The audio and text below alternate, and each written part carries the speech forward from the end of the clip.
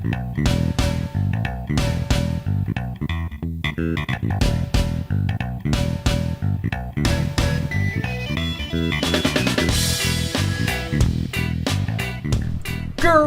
and salutations, everybody, and welcome to the Glitched Out Gaming Pod. That's right, the podcast isn't happening anymore, right? I'm here all by myself. Actually, I am this week. This is the Glitched Out Gaming Report, which will be filling in for the Glitched Out Gaming Podcast for the next couple weeks, maybe few weeks. Because, folks, I have good news, and if you didn't read the description of the video I stuck up yesterday, teasing, this show, that is, in a few weeks' time, I will be joined by my good buddy, ECW James. You may remember him from the Canuck podcast that we used to do, from Static Screen, which he did several episodes with me. And yeah, he's coming back, and he's going to be joining me, and we are going to continue the great legacy of the Glitched Out Gaming Podcast. Sure, we have a bit more of a different dynamic than what me and Izzy had, but it's still fantastic.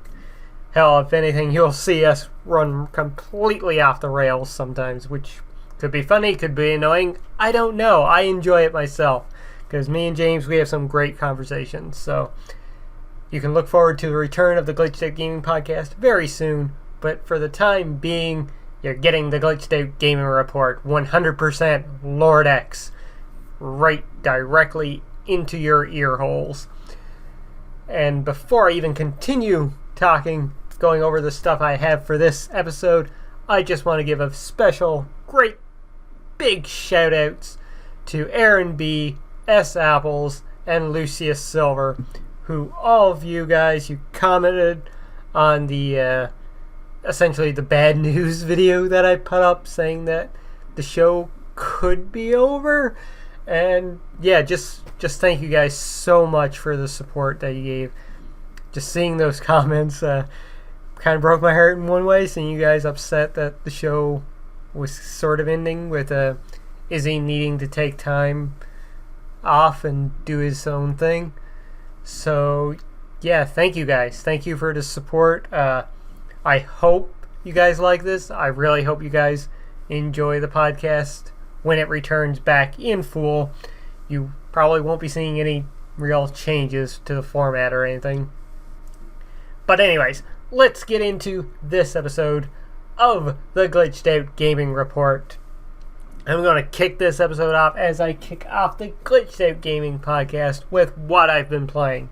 As you guys know, I went on vacation, so I had plenty of time to play games. Really, nothing else to do back home. I watched a ton of the Olympics, though. But anyways, what I was playing, I played more of Mega Tag Mention, Blanc plus Neptune vs. Zombies. Great little arena brawler type game. Very different from the actual main games in the Hyperdimension Neptunia series. This one's a bit more like Hyperdimension Neptunia U, though, that same kind of format. Really good game, really charming. I enjoyed it a lot. I finished up the main story. I've been grinding away at the extra missions that are supposed to be multiplayer, but you can play them by yourself if you want to, so no big deal.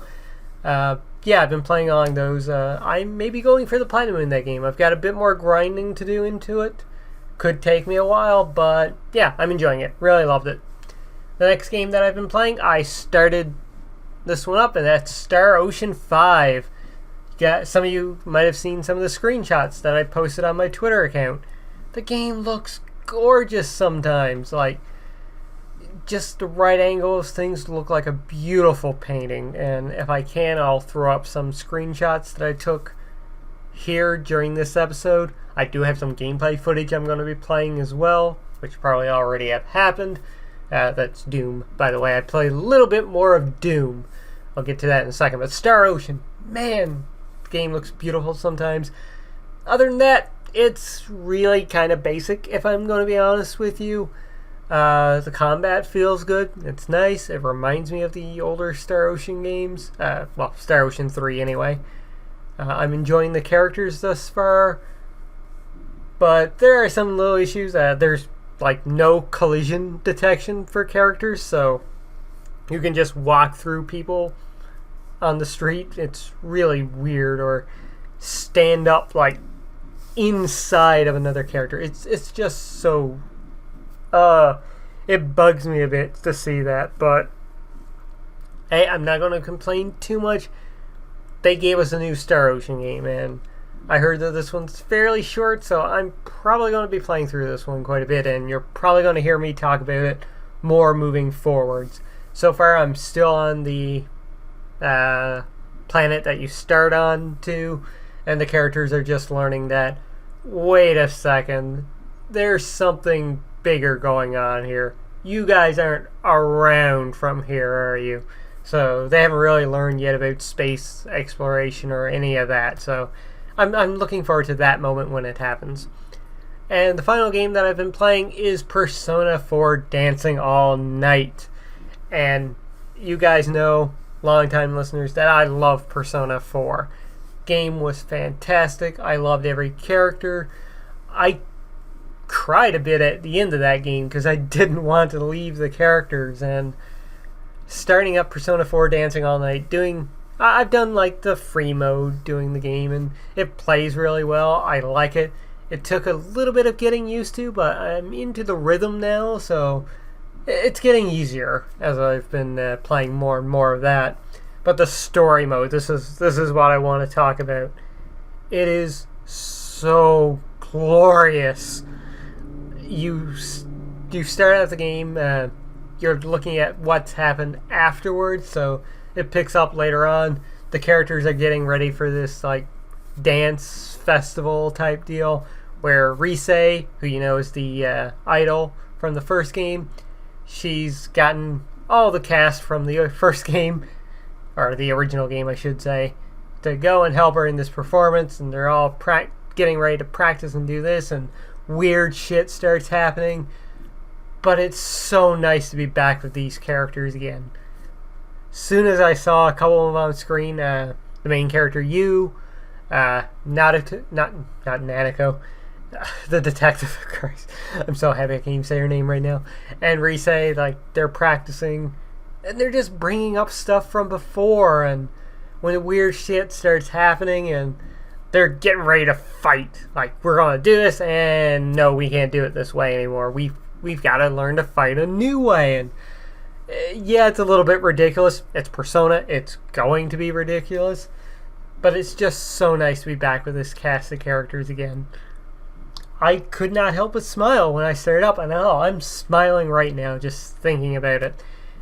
And I'm probably going to be taking my time going through this because I really don't want to rush it. Just because I really want to stick with these characters for a further period of time.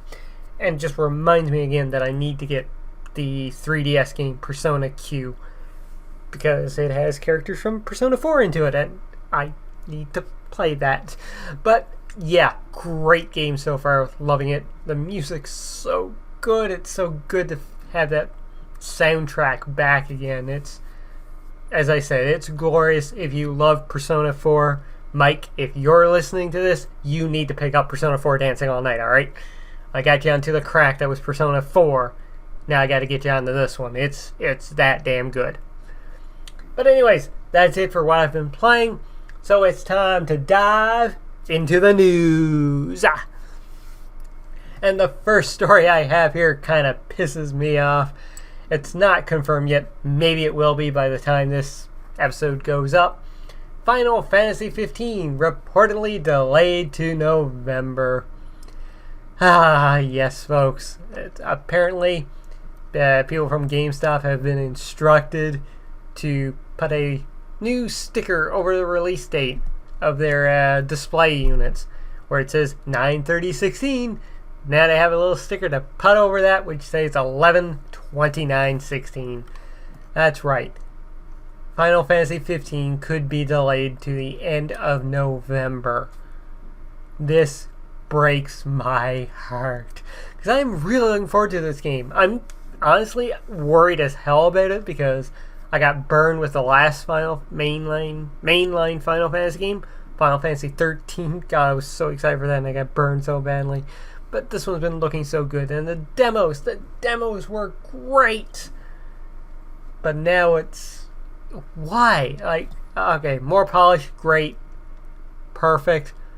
But after all this time, after the fact that you had a release date announcement event back in March, and now the game's getting delayed by 2 months? That's crazy. It's really disappointing. That's basically all I can say about it. So yeah, we'll wait and find out. I guess maybe it's broken already. Maybe I'll be reporting on this next Monday morning. But as for right now, looks like we're not getting Final Fantasy 15 until November. Oh, it's heartbreaking, folks. Anyways, moving on to our next news story. Now, I've only got 4 news stories, by the way. I'm sticking to that format through and through. And these are 4 news stories, which kind of perked my own interest, so yeah, gotta deal with that, I guess. To quote that Xbox dude from years back who just said, just deal with it. But I'm getting way off track now. Nordic Games is rebranding itself to THQ Nordic. Little too late, maybe, to do this? Not really sure how much weight the THQ name has to it anymore, or if this is a good idea for Nordic to rebrand themselves as THQ Nordic. But yeah, the main reason for the change comes down to the portfolio of THQ IP the company owns. The rebrand, in a nutshell, is to show fans Nordic is serious about breathing new life into their acquired IPs.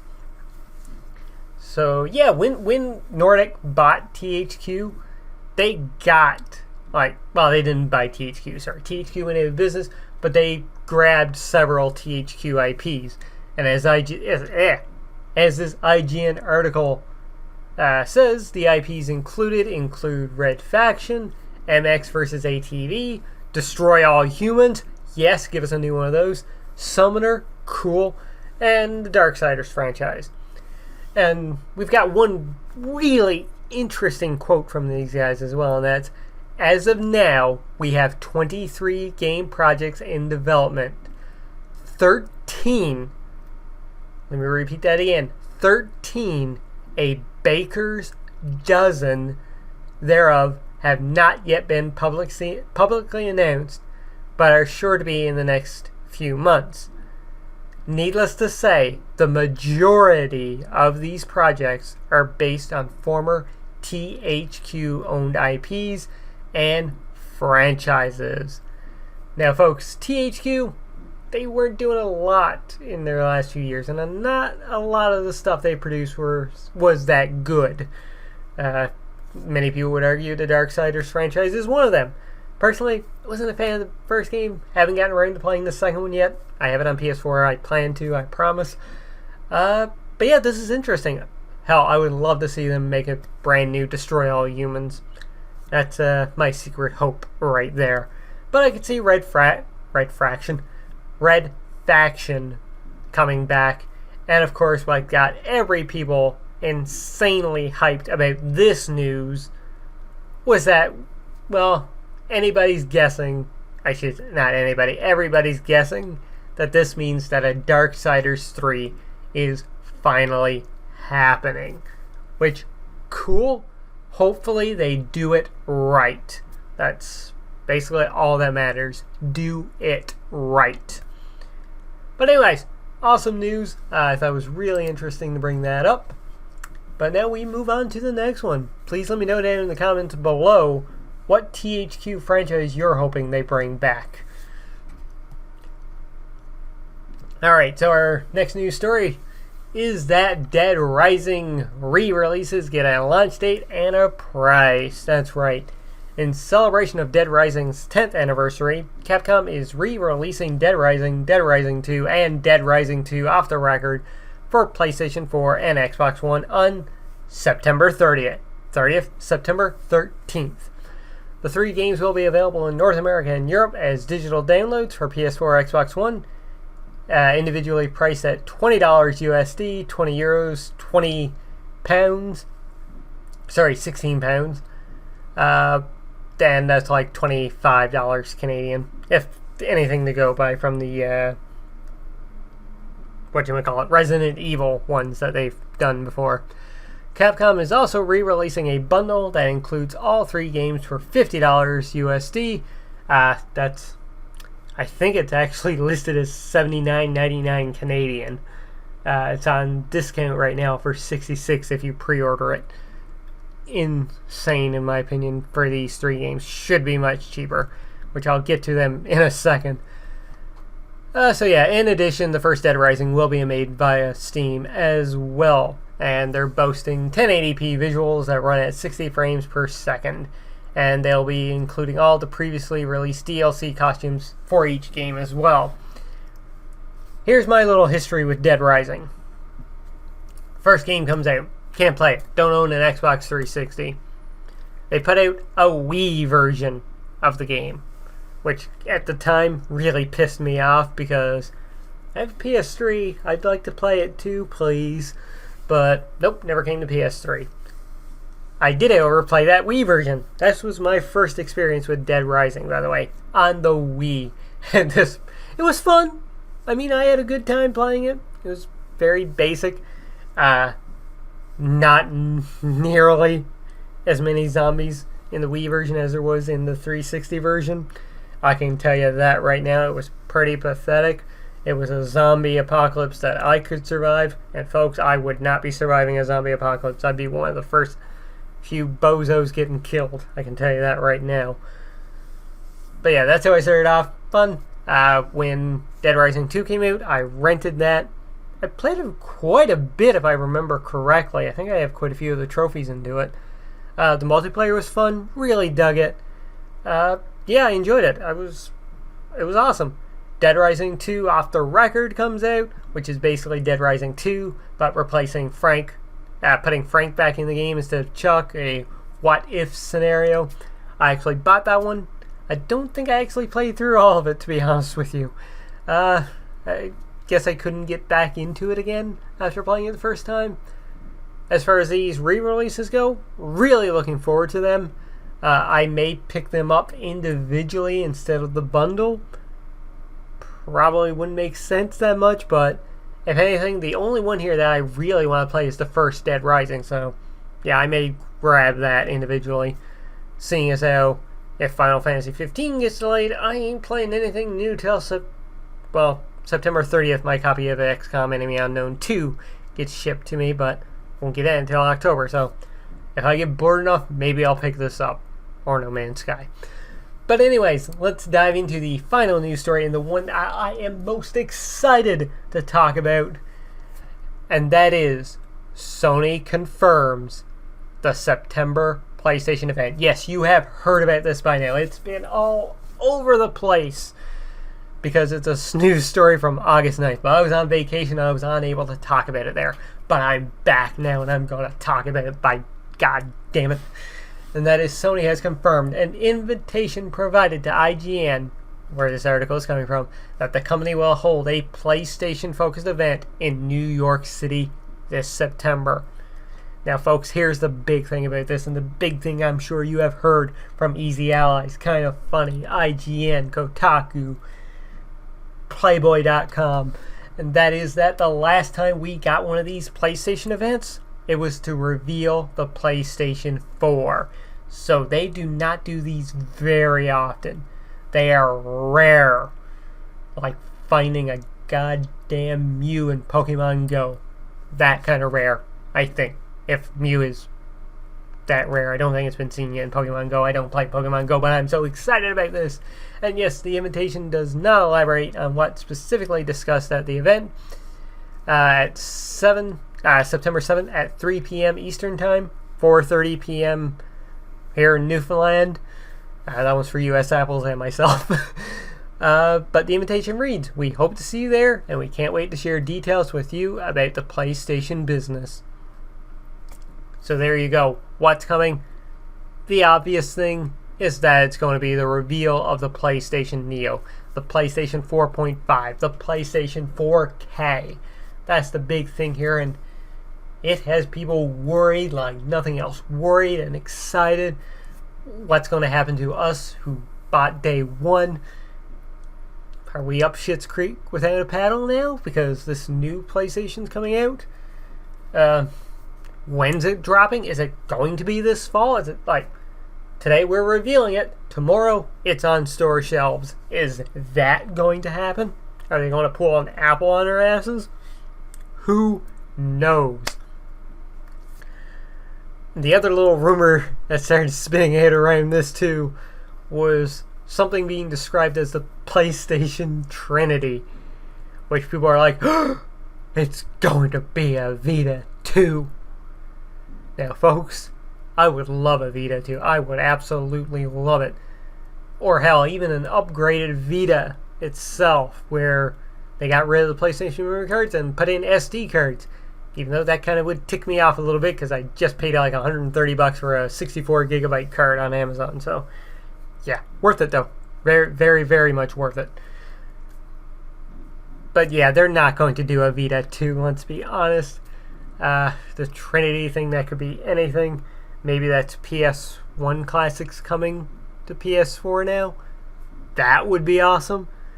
Who knows? Who knows what's going to be? But the PlayStation Neo, man, this is where the big hype in this is at right now. What are we getting with this PlayStation Neo? How many teraflops will it have? Well, how much will it cost? Is this going to be, like, expensive as shit? My prediction? Yeah, it's going to be. I do not see this selling for any less than $4.99 USD. Okay? This is, for us Canadians up here, this is probably going to be $600 minimum.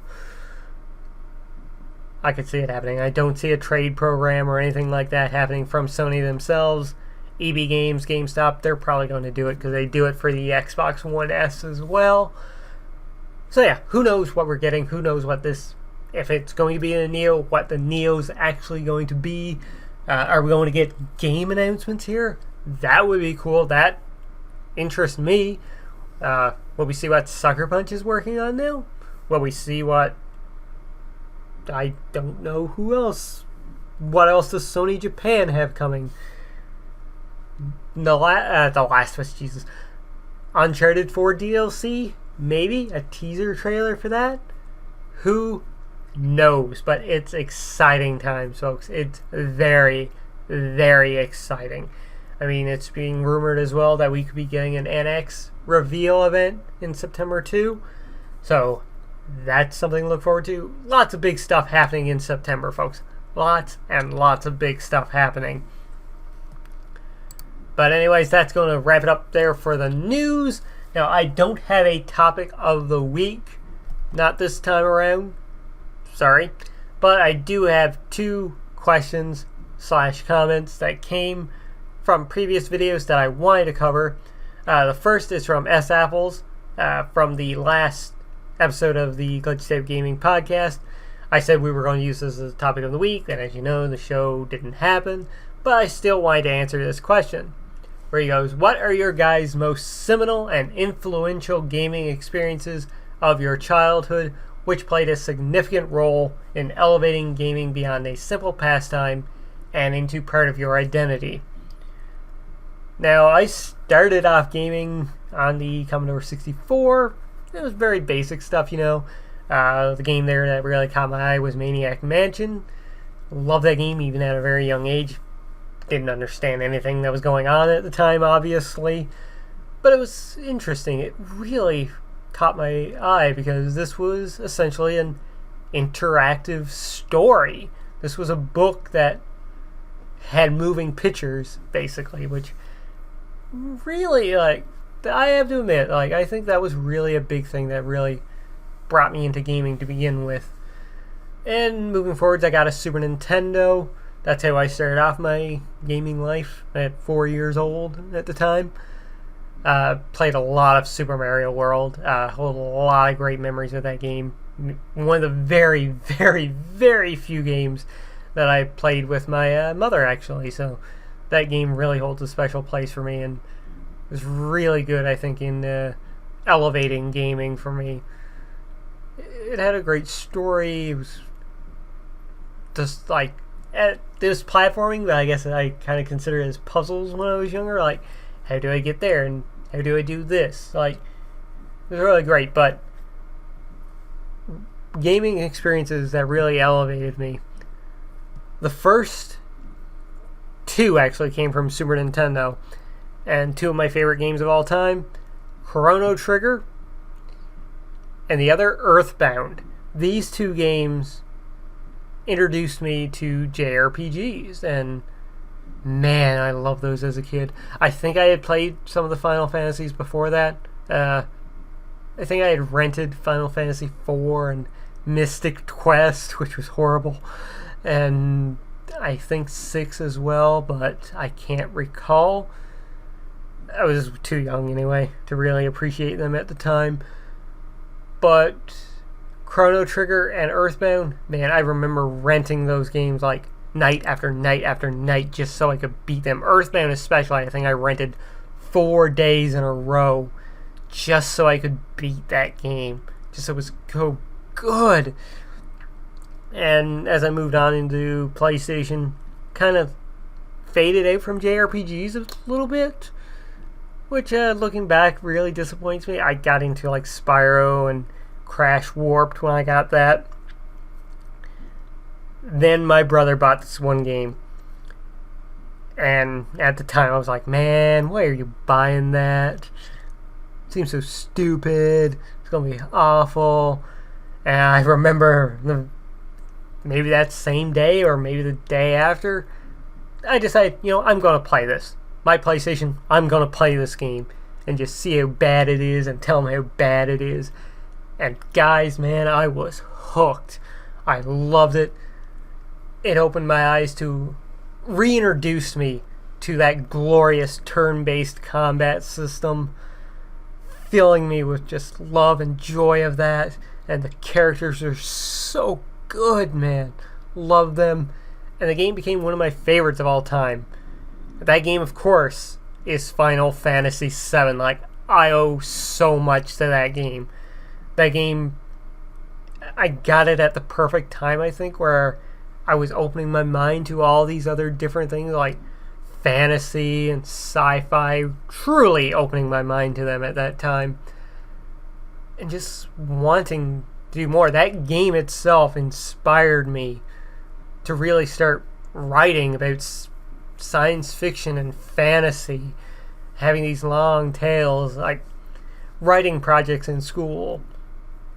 Up to that point, do what you want. Most people will be like writing about a fishing trip or writing about going into the country.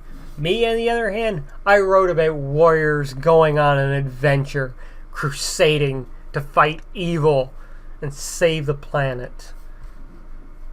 That alone, made a big impact on me, and the sequel games that came out after that, Final Fantasy VIII, loved it, thought it was fantastic, and then Final Fantasy IX happened, my favorite Final Fantasy game of all time, going back to those traditional Final Fantasy roots. And yeah, that alone just inspired me so much, and yeah, it did elevate gaming for me beyond the pastime into this such great experience. And from there onto the PS2, Star Ocean, till the end of time, absolutely one of my favorite games of all time, top 5 no doubt.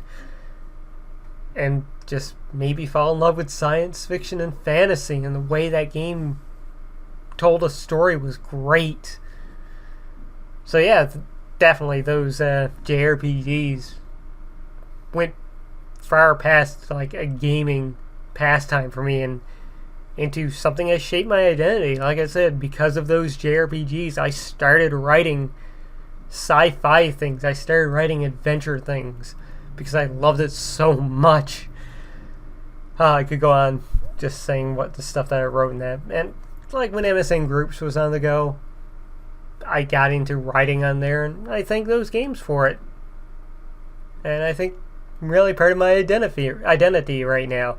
Even though some would say I'm a Japanophile because I love them JRPGs so goddamn much. Because they're fantastic. Alright, enough rambling onto that one. We gotta get this show off and up and out and all that deal. The second question / comment from Aaron B. As a fellow trophy whore, Lord X, I was curious if you could make the case for a Nintendo NX including a trophy system. I've always found it tough to articulate why I find the achievement / trophy system so compelling. But I always say they add replay value and let you have bragging rights for doing something challenging. Are we just narcissists? Or is there really something great about trophies that Nintendo doesn't get? I 100% agree with your reasoning right there right away, Aaron. They do add replay value. There are several games that I would have just stopped at through one playthrough. The first one that comes to mind is South Park, The Stick of Truth. I love that game, and I played through it 3 times so I could get the platinum. Lovingly, mind you, played through it 3 times to get the platinum trophy into it. So, yeah, I think Nintendo should put in a trophy / achievement system for the NX, and it's something I think I've discussed on a previous podcast. It was probably one of the Canuck podcast episodes, and most likely in one of the NX discussions that me and Izzy had. But for the NX, this is what I want, and I think this would be perfect for Nintendo to do. A stamp system or a sticker system. You know, they did Paper Mario Sticker Star. Kind of go with that idea, where each game you go to these old like sticker collection books where you used to get a book and you collect stickers at like playing card from like little packs of cards, that kind of stuff. You had to try and collect them all. It was the original mystery minis back in the day. So I want something like that where you earn 3 different kinds of stickers. They could just completely copy Sony, where you have bronze stickers, silver stickers, and gold stickers, or something different where you have normal stickers, you have shiny stickers, and you have gold stickers. There, boom! That could happen. Same thing with stamps. You have normal stamps, shiny stamps, and gold stamps. It would be perfect, and I really, really think they should do it. I don't see a reason not to. It adds extra value to any games. I mean, some people don't care about trophies. Those of us that do, love them. There's honestly been times where I've been playing a game on the NX. I don't have an NX for you folks. I mean the Wii U. Closest one that comes to mind, Tokyo Mirage Sessions. I've sat down and played that for a bit. I want to get back to it, but I'm like, I could just be playing Star Ocean right now on PS4, and as well as playing through the story, I'm earning trophies and leveling up my account. I'm getting nothing out of the Nintendo by playing a Nintendo game other than the satisfaction of playing it, which is good, mind you. Don't get me wrong, I love it. November rolls around, I'm going to sink hundreds of hours into Pokemon Sun. So yeah, I really do think they should get in a trophy achievement system. Do stamps, do stickers, do something fun and creative like only Nintendo can. Doing a stickers or stamps would take out that like competitive element, which Nintendo really seems to dislike. So, and hell, come on, Nintendo, you got the puzzle thing for 3DS where you essentially have to meet people and do that, and you're competing to get puzzle pieces. So why not do a stamp collection, a sticker collection? It would be really, really cool. So yeah, Nintendo, they don't get trophies and achievements at all right now, apparently. Hopefully that changes with the NX. Alright folks, and that's going to do it for this episode. I do have 2 final things to add, which I think would be fun to do on these gaming reports. And that is a recommendation of the week. This is a game that I think people out there should play. Now, I know what you're thinking right now. God damn it, Lord X, we've heard you talk about Danganronpa and Persona and Final Fantasy way too much. Okay, fine. I'm not going to use one of those for my recommendation of the week. What I am going to recommend this week is a game that I picked up on sale for less than $2, I think, on PSN. I think it's $9.99 normally, and that's Adventures of Pip. P-I-P. I've been playing this game while I was on vacation too. I didn't want to talk about it above because I wanted to save it for right now. Adventures of Pip is your classic platformer in a way. You are a pixel and you can go into high res and then a higher resolution after that where you have a sword. It's been really fun. It's a creative platformer and I think you should give it a shot. And it has trophies. At least on PSN. I think it's on PC as well and maybe Xbox. And possibly even Nintendo. I'm not too sure, but I have it on PS4 and I've been enjoying it quite a bit. Wish it was on the Vita though. And finally, my pick of the week from new releases, something that I'm excited about this coming Tuesday, and that is the game Bound. I pre-ordered it. It's a runner type game if I'm not mistaken. I could be wrong there, but from some of the things I've seen, that's what it looks like. It looks beautiful, and it's from Sony Santa Monica. Yeah, this game looks great. You can still pre-order it right now. It comes out tomorrow, so look forward to that. And folks, I thank you so very much for tuning in to this first episode of the Glitched Out Gaming Report. Hope you enjoyed me rambling on for what's been, dear Lord, over half an hour right now. I did not expect this first episode to go this long. I expected 20 minutes max, which means I do not have enough game footage, which means you're probably getting some Star Ocean screenshots through this episode. But anyways, folks, I thank you again for so much for tuning in. I thank you guys, those of you that supported the Glitched Out Gaming Podcast for so long. And I look forward to sharing the show with you once again, once me and ECW James are ready to roll out, talk about video games, dive into the nerdy news of the week, do a topic of the week where we probably might end up rambling on about nonsense, and talk more with you guys. Questions, comments, leave them below here. Leave them below in the future episodes of the Glitched Out Gaming Podcast. And folks, I've been Lord X, you've been awesome, and I am glitching the fuck out.